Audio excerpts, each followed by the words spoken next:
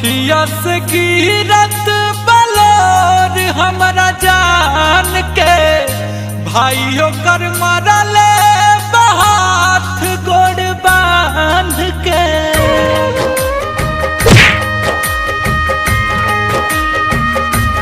हाँ, अखिया से गिरत बलोर हमरा जान के भाइयों कर मरले हाथ गोड़ बांध के। ओकर बिना कैसे हमारा पाई बरे।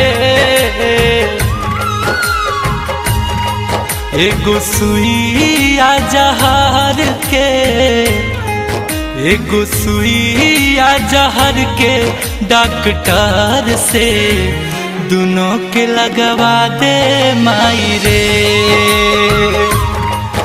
एगो सुइया जहर के डॉक्टर से दोनों के लगवा दे माई रे।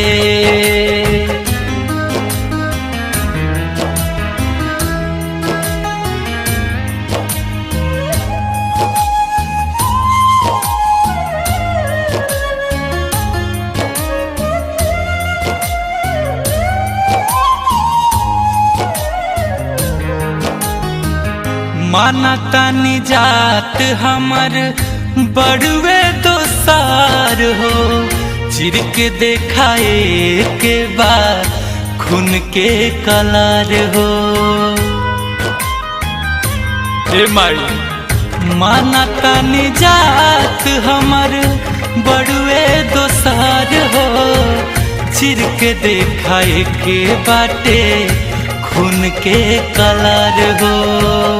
भेदभाव काहे करत समाज बा। रब के रूप हउए प्रेम तब एतराज बा। मन करे आगिया में जल जाई रे। एगो सुइया जहर के, एगो सुइया जहर के डॉक्टर से दोनों के लगवा दे माई रे। एगो सुइया जहर के डॉक्टर से दोनों के लगवा दे माई रे।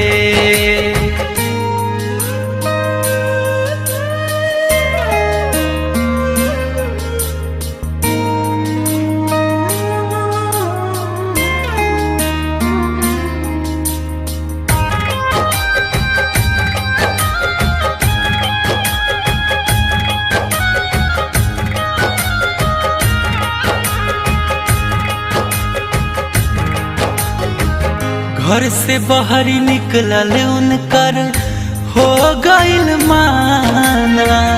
मिलन बिना मार जाई गुंजन दीवाना।